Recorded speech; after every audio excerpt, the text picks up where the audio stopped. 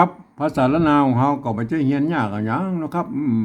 ตั้นเรียนอักขระนะครับมันก็คือตัวอักษรนะครับมาเทียบในภาษาไทยนะครับเห็นไหมถ้าเรียนไม้นะมันก็คือสระนะครับมาในภาษาไทยเห็นไหมเอาสองอย่างนี่มาผสมกันตามหลักการภาษาละนานะครับเห็นไหม7 วัน1 เดือนตั้นก็อ่านออกเขียนได้แล้วก็บ่ยากครับแต่มันก็ยังว่านะครับมันจะไปยากตรงที่ว่าเราจะเอาไปอวดอู้ให้คนอื่นได้ฮู้ได้หันตัวเนี่ยอันนี้เนี่ยแหละมันยากกว่านี้แล้วครับเพราะว่าภาษาละนาวของเฮามันเป็นภาษาที่มันตายไปแล้วนะครับคนเปิ้นอ่านออกเขียนได้นะมันมีน้อยนะครับมันก็เลยเฮาจะเอาไปอวดอ้างอวดอู้คนอื่นนี่เฮาจะต้องเอา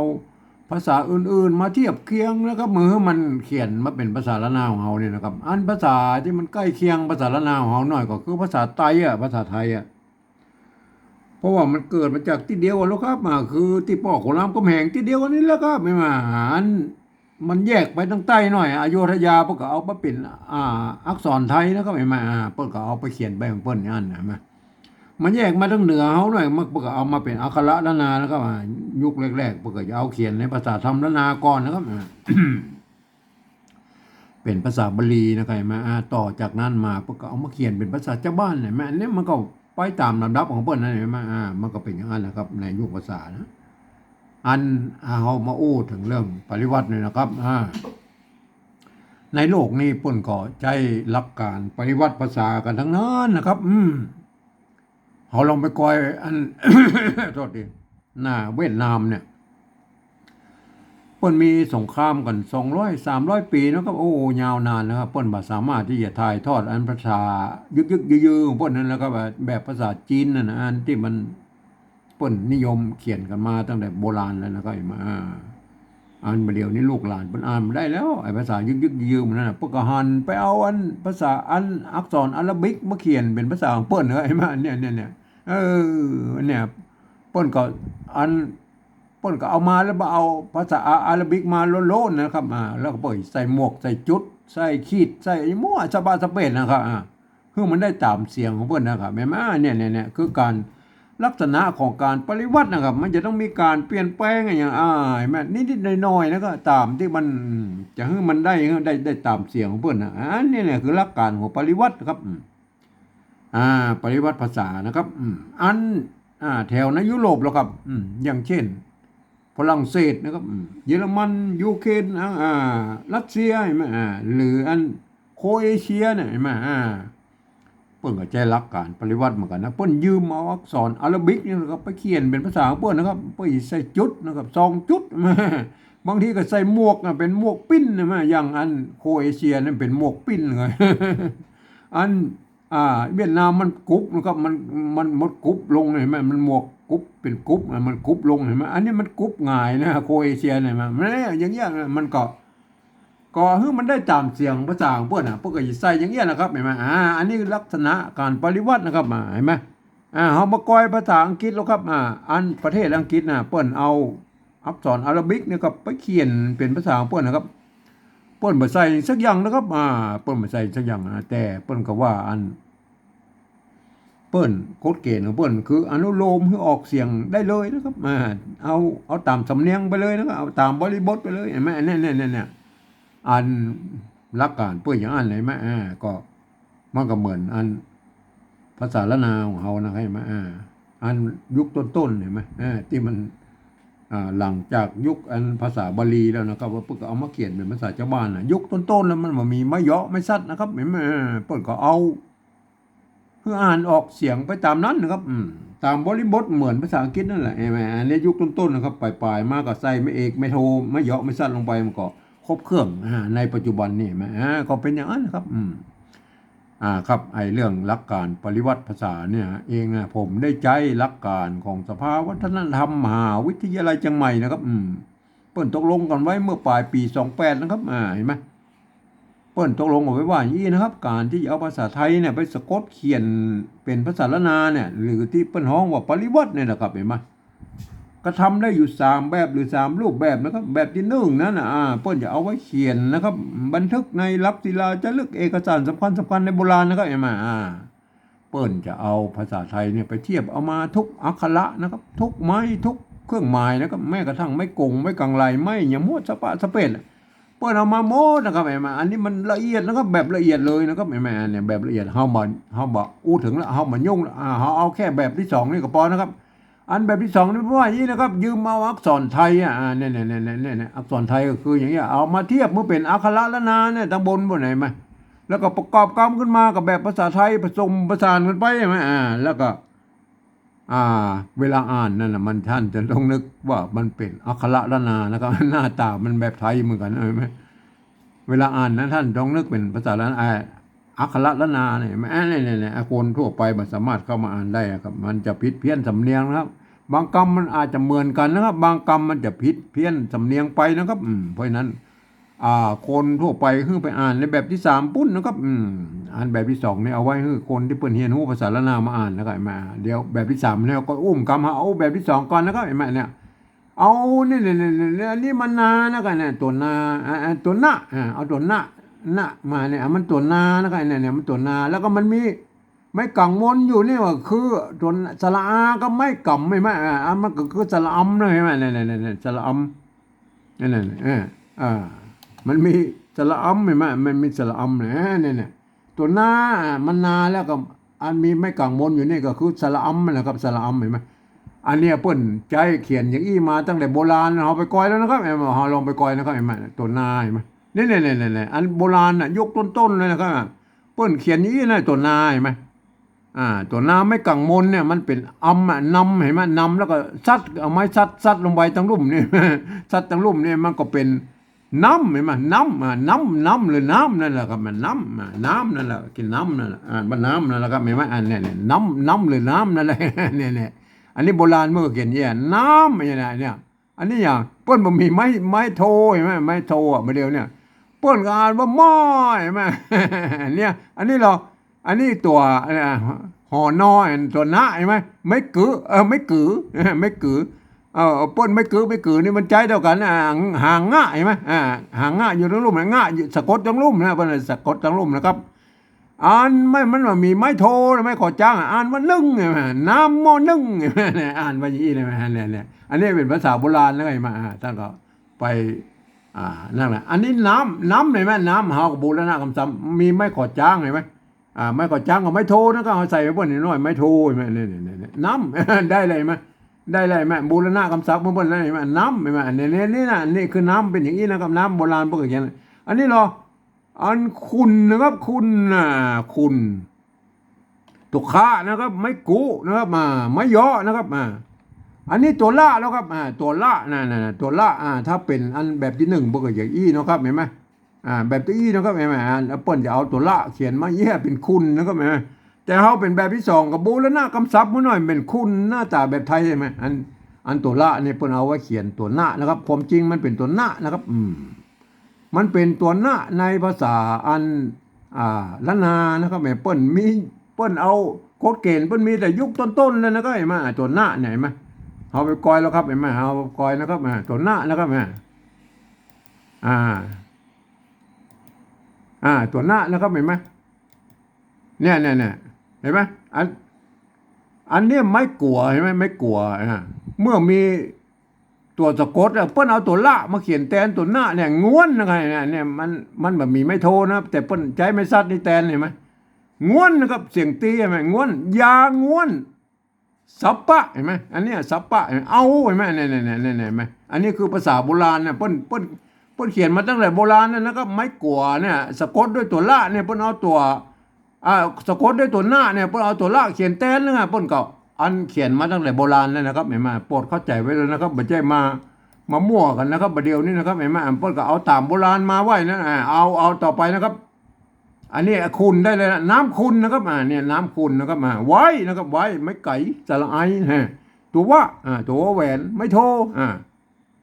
นี่มันอ่านได้เท่ากันเห็นไหมน้ำคุณไว้เห็นไหมอันนี้น้ำคุณไว้อันนี้ตัวตะครับยืมตัวทอทหารมาเป็นเนี่ยไม่กา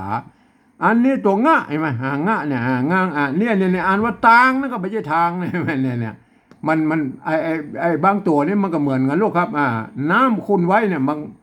อันภาษาละนาของเฮากับภาษาไทยมันก็เกิดมาจากที่เดียวแล้วก็บางตัวมันก็เขียนเหมือนกันเต้าอ่านเต้ากันนะครับมันจะผิดไปเป็นบางคำเต้านานนะครับที่มัน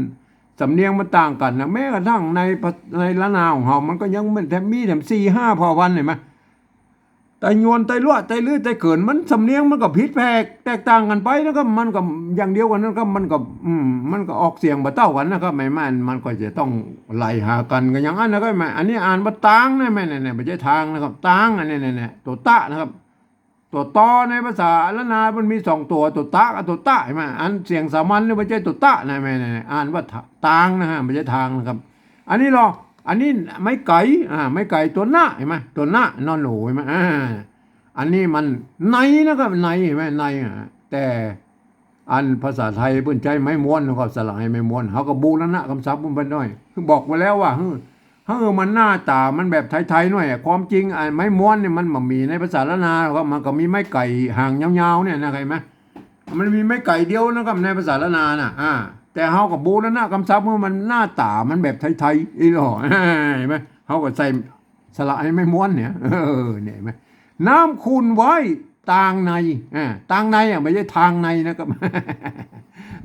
ต้องมันผิดกันตัวเดียวนะครับตัวเดียวนี่นะมันตัวอื่นมันก็เหมือนกันนะเห็นไหมเอาต่อไปนะครับน้ำน้ำเฮาอู้ตะกี้แล้วน้ำนะครับ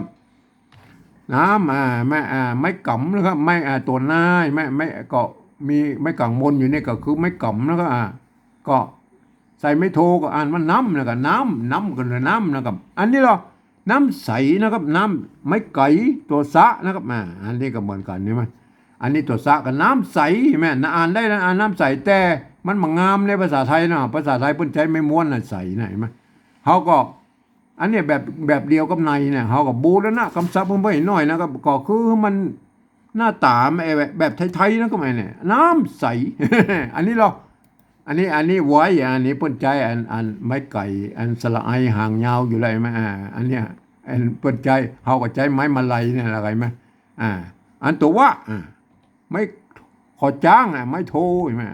น้ำใส่ไว้อันนี้ตัวตะนะครับยืมตัวทอทหารมาเป็นตัวตะนะครับ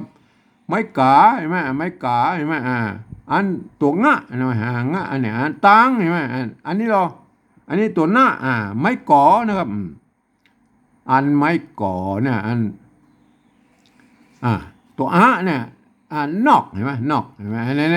ยนอกเห็นไหมนอกได้เลยเห็นไหมอันนี้ความจริงมันนอนะครับมันเป็นไม้ก่อนะครับนอนะครับเมื่อมันมีตัวกะแล้วมันเปิ้นก็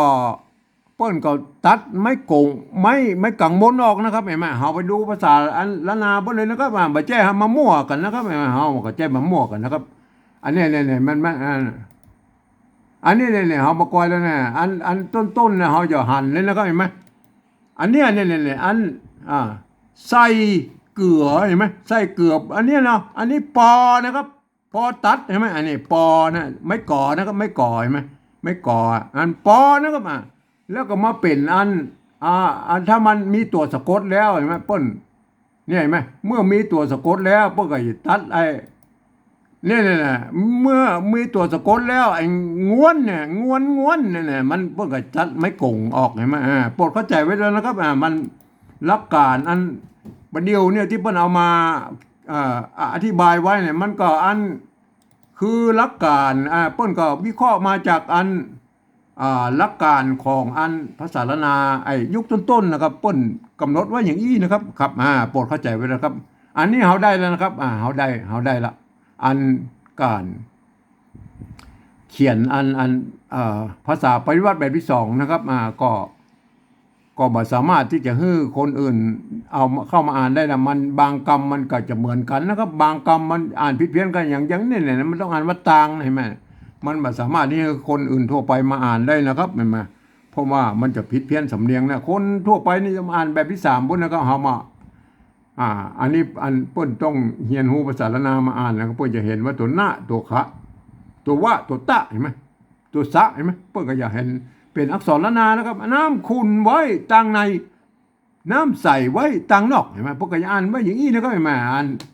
อ่านแบบที่3เขาเขียนไว้อะไรครับแบบที่3นะเขาก็หลักการของ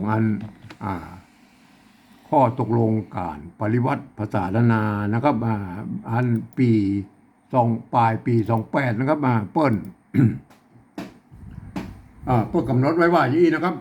การที่จะเอาภาษาไทยเนี่ยมาเขียนเป็นภาษาล้านนาเนี่ยแบบที่3เนี่ยเพิ่นบอกหลักการเพิ่นก็คือฟังเอาเสียงภาษาล้านนาทั้งบนพุ่นนะครับไม่อันนี้เนี่ยเพิ่นอู้มาอย่างใดเฮาเอาภาษาไทยเขียนไปอย่างนั้นนะครับไม่อันเนี่ยเปิ้นอู้กันเต้าเอี้ยนะครับเต้าเอี้ยนะครับแต่มันก็อย่าว่านะครับอันภาษาไทยนะมันเป็นระบบ5เสียงนะครับอันภาษาล้านนามันเป็นระบบ6เสียงนะครับเพราะฉะนั้นมันจะเอาไปเขียนในเสียงล้านนามาได้นะครับอันนี้มันไม่ได้ครบถ้วนเสียงนะครับเห็นไหมอันเนี้ยก็มันเป็นปัญหาอยู่นะท่านก็ต้องปฏิวัติเองนะฮะโดยเฉพาะมันเขียนมาได้ก็คืออันเสียงโทพิเศษนะครับเห็นไหมวันนี้มันมามีแต่ผมก็จะอธิบายให้พอนะครับเห็นไหมอธิบายพอนะผมจะอธิบายให้ดูนะครับเห็นไหมอันแบบที่ภาษาไทยมันมีเอาง่ายๆเลยมันท่านจะได้หันนะครับเต้านะครับอันนี้อ่านว่าเตานะครับใส่ไม่เอกแล้วครับเตาใช่ไหมอันนี้เราใส่ไม่โทแล้วครับเพิ่นอ่านว่าเต้านะครับเนี่ยอันนี้เต้านะครับอันนี้เต้านะครับอันเต้าแล้วครับเต้าเพิ่นบ่มีครับเพิ่นบ่สามารถจะสะกดเขียนได้แล้วเต้าเพิ่นบ่มีไอ้เสียงโทพิเศษนี่ก็เต้าอันนี้มันเต้านะครับเต้าเต้านะครับเต้าเสียงตีแล้วก็เต้าอันนี้ใส่ไม่ตีกับเต้าเลยมั้ยแล้วก็อันเต่าแล้วครับไอ้เต่าฮังโลเต่าอย่างเนี้ยเห็นไหมเต่าได้ไหมอันนี้เพิ่นเขียนได้เต้าอี้นะในภาษาไทยอันภาษาล้านนาเนี่ยมันมีอันบัดเต้ามันอันนี้แหละบัดเต้าเห็นไหมบัดเต้ามันบัดเต้าเลยเขียนอย่างไรอันบางคนมันก็เปิบเอาเนาะเปิบเอาเต้าเนี่ยไปเป็นเต้าเมื่อก็เลยเขียนตัวอื่นไปพลาบก็ไปหมดนะครับไอ้มาอย่างมันก็พลาบกันหมดนะครับอย่างเฮาจะว่าอันบัดเต้าใดเนาะบ่าเต้าใดบ่าเต้าเห็นไหมเต้าใดเต้ามาได้จะมาเขียนไอ้นี่เต้าเห็นไหมเปิบมาแล้วนะมันก็ต้องเขียนเป็นอย่างนี้เห็นไหมเห็นไหมมันก็ต้องเปลี่ยนเป็นเป็นบัดเต้าใด บัดเต้าใดถ้าเอาเปิบมันเป็นเสียงโทพิเศษเลยเห็นไหมเนี่ยมันจะเป็นอย่างนี้นะครับเห็นไหมบัดเต้าใด เต้าใดอันนี้มันเต้าใดแล้วมันบัดเต้าครับบัดเต้าใดนะครับผมใช้วิธีแบบนี้นะครับอันที่เปิ้นเขียนมาได้ไอ้เต้าเนี่ยผมเอาจุดประดับไว้นะครับบัดต้องไปเปิบเอานะบัดต้องไปขี้ตัวเป็นเต้านะครับเห็นไหมเอาจุดประดับไว้อย่างนี้นะครับคือถ้ามีจุดอย่างนี้คือบัดเต้านะเนี่ยผมจะอันที่ผมเขียนมาได้ผมจะเขียนนี้นะครับเอาจุดใส่ไว้นะครับจุดใส่ไว้นี่เต้าเห็นไหมอันนี้เต้าเห็นไหมเนี่ยเต้าอันนี้ต้องเต้ามันต้องมายุ่งเบิ้ลนะครับอันนี้เต้าเห็นไหมอันนี้เต้าเห็นไหมอันนี้เต้าเห็นไหมมันได้กู้เสียงเลยถ้าปฏิวัติแบบนี้ผมเนี่ยเขาก็เขียนว่าอย่างนี้นะครับบัดเต้าเห็นไหมอันนี้มันเต่าครับเขาใส่ไม่โทเปิ้ลเนี่ยเอาตามนี่ของเปิ้ลนะภาษาไทยนะเต้านะครับอ่านว่าเต้าใดเห็นไหมเนี่ยบาเต้าใดเนี่ยบาเต้าใดเห็นไหมเนี่ยอันนี้คือจุดที่มันมีเสียงโทพิเศษนะโทเมืองเห็นไหมอันนี้มันเสียงโทปกตินะครับไอ้เต้าเนี่ยไหมเต้าเห็นไหมท่านก็ไปพิจารณากันนะครับเนี่ยปริวัติแบบผมนี่จะได้กู้เสียงนะครับเฮาก็มาดูวันนี้มันบ่มีก็เขาบอกอู้ก็ได้นะครับไม่อันนี้ผมอธิบายให้ฟังนะครับเฮามาดูนะครับหลักการปฏิวัติแบบที่3เนี่ยผมว่าเอียนฟังเสียงภาษาล้านนาทั้งบนเพิ่นว่าเปล่งเสียงออกมาได้นะครับก็เอาภาษาละเขียนไปจากนั้นนะครับเฮาก็ฟังเลยนะครับน้ำนะครับน้ำอันบนว่าน้ำอันแบบที่2เลยอันนี้ก็น้ำนะครับอันนี้เหรอแบบที่3เอาภาษาไทยมาเขียนแล้วนะบอกพอทั้งบนไม่ได้รับตายก็น้ำอันนี้ก็น้ำเหมือนกัน มันเต้ากันก็แล้วไปนะครับอันภาษาละนาเปิ้นตัวที่2เปิ้นไว้เลยคุณนะครับเสียงเอกนะครับอันนี้เหรออัน อ่าแบบปริวัติแบบที่สองพวกกับคุณนะครับ ก็โอเคนะครับ มันเหมือนกันมันเทียบมานะครับมันเทียบมาอันแบบที่สามเนาะอันนี้เอาภาษาไทยมาเขียนนะครับมันก็คุณเหมือนกัน เสียงเอกเหมือนกัน มันเหมือนกันกันแล้วไปนะครับเหมือนกันกันแล้วไปแล้วครับอันนี้เหรออันนี้อันตัวที่สามนี่มันไว้นะเสียงตีนะอันเนี้ยไว้นะอันนี้เหรออันเทียบมาเนาะมันก็ไว้เหมือนตัวว่านะครับไม่ไก่นะไหมไม่ก็จังไว้นะอันนี้เหรออันนี้ภาษาไทยพวกก็ ไว้นะครับเสียงกี้เหมือนกันเนี่ยอ่านเต้ากันเลยน้ำคุณไว้เนี่ยต่อไปแล้วครับต่อไปอันตัวที่สี่เนี่ยมันอ่านตัวตะไม่กานะครับมาถูกง่ะปนอ่านว่าตางนะครับไม่ใช่ทางนะอ่านว่าตางนะครับมันตัวตะนะครับอันตัวตอนะอันตัวอันตอในภาษาไทยนะมันมีตัวเดียวนะครับอันภาษาละนามันมีตัวตะกับตัวตะนะครับมันมีสองตัวนะครับตัวตะมันอักษรสูงนะครับตัวตะเนี่ยเป็นอักษรต่ำนะเนี่ยป้นกำหนดว่าอย่างนั้นนะครับอันนี้อ่านว่าตางนะมันเนี่ยอักเสียงสามัญป้นใช้ตัวตะนะครับอ่านว่าตางเนี่ยนี่หรออันนี้เทียบมาแล้วเอาตัวทอทหารเนี่ยเทียบไปเป็นตัวตะนะครับไม้กานะครับเห็นไหมตัวงะเนี่ยอ่านว่าตางนะครับเนี่ยอ่านว่าตางอันนี้หรออันนี้เอาภาษาไทยมาเขียนนะครับเอาทอทหารสระอาตัวงองูอ่านว่าทางนะครับ ท่านจะต้องทำให้มันเป็นตางแล้วนะครับเป็นตังเนี่ยได้ก็เอาโต๊ะเต้าเขียนนะเนี่ยตังเห็นไหมได้แล้วได้ตังเนี่ยน้ำขุ่นไว้ตังอันนี้เราอันตัวที่เนี่ยอันในแล้วก็อันนี้ก็ในไหมอันนี้ก็ในไหมภาษาไทยก็ในเหมือนเต้ากันมันผิดกันตัวเดียวนะเห็นไหมน้ำขุ่นไว้ตังในเอาล่ะอันนี้น่ะก็น้ำเห็นไหมอันนี้ไม่ไก่ก็อ่านว่าใสใสใสเต้ากันก็แล้วไปไว้เต้ากันก็แล้วไปอันนี้เราอันนี้อู้ไปแล้วเนี่ยอันนี้ตางนะครับอันนี้เราแบบที่สองนี่ก็ตางเนี่ยอันนี้เราอันนี้มันทางก็เต้าเขียนเนี่ยก็อันนี้ตางอันนี้เราอันนี้นอกครับนอกเสียงโทปกตินะครับเห็นไหมนอกอันนี้ก็นอกเห็นไหมอันไทยก็นอกเหมือนกันโอเคนะมันผิดกันตัวเดียวนะครับวันนี้นะครับเห็นไหมน้ำคุณไว้ตังในน้ำใสไว้ตังนอกเห็นไหมได้ตัวอีอะไรเห็นไหมอันแบบที่สองเนี่ยเอาไว้ให้คนที่ปนหูเรียนรู้ภาษาละนามาอ่านนะครับบางคำมันก็จะอ่านเหมือนกันนะครับแต่บางคำมันอาจจะผิดเกินไปนะอย่างเช่นตัวเนี้ยพอต้องอ่านว่าตางนะครับเนี่ยอ่านว่าตางตัวตะนะครับไม่กาอ่านตัวงะอ่านว่าตางนะไม่ใช่ทางเลยมาคนอื่นมาอาจจะอ่านแล้วมันได้สำเนียงนะครับมันก็ไว้ให้คนคนที่เป็นเรียนรู้ภาษาละนามาอ่านนะครับแล้วพอเขียนไว้อย่างเราเบอร์คนทั่วไปอ่านนะ เปิ้นเขียนไว้เพื่ออันภาษาละนาทางบนเปิ้นหายสูญหายไปนะครับเปิ้นก็จะเอาภาษาปริวัติแบบที่สองเนี่ยปริวัติแบกกลับไปเป็นภาษาละนาทางบนปุ้นก็ไอ้แม่เนี่ยอันนี้เปิ้นจุดประสงค์เปิ้นแค่นี้หรอกครับแม่เปิ้นก็อ่านคนที่เรียนรู้ภาษาละนาเปิ้นก็อ่านว่าอย่างนี้นะครับน้ำคุณไว้ตังในน้ำใส่ไว้ตังนอกเห็นไหมเนี่ยเปิ้นก็อ่านไว้อันภาษาละนาอันเปิ้นก็เขียนได้อย่างนี้นะครับเนี่ยเขียนได้อย่างนี้ได้เห็นไหมในปัจจุบันนี่เห็นไหมบางครั้งนี่มันก็จะเขียนแตกต่างกันไปหน่อยครับอันตางเนี่ยตางมันเปิ้นกำหนดไว้ตัวตะเนี่ยมันจะต้องใช้ไม้กาวงนะครับบางที่เปิ้นใช้ไม้กาน้อยก็เฮาก็พายอ่านก็ผ่านไปพ้องนะครับเพราะว่ามันการนิยมเปิ้นจะเขียนไม้กาวงก็ได้ไม้กาน้อยก็ได้เป็นเรื่องของเปิ้นนะครับเฮาก็บ่ต้องไปอู้เปิ้นละเอามันมีหลายเผ่าพันธุ์มันความนิยมมันก็เขียนมันก็แตกต่างกันไปนิดๆนะครับมันเปิ้นก็อ่านกันได้นะครับอ่านอย่างนี้ได้ไหมน้ำคุณไว้ต่างในน้ำใสไว้ต่างนอกเห็นไหมเนี่ยเปิ้นก็อ่านกันได้อย่างนี้นะนี่คือภาษาละนานะครับครับขอท่านไปฝึกนะครับถ้าท่านอย่าเอาไปอวดอู้คนอื่นในด่านเนี่ยท่านต้องฝึกปริวัติภาษานะครับเขียนหรือบ่นได้อ่านได้มันตามเสียงอันสำเนียงอันของเผ่าพันธุ์ของตัวเองที่มันอยู่อันนี้เป็นสำเนียงแต่โยนจังใหม่นะครับแม่น้ำคุณไว้ตังในน้ำใส่ไว้ตังนอกอันนี้เป็นสำเนียงอัน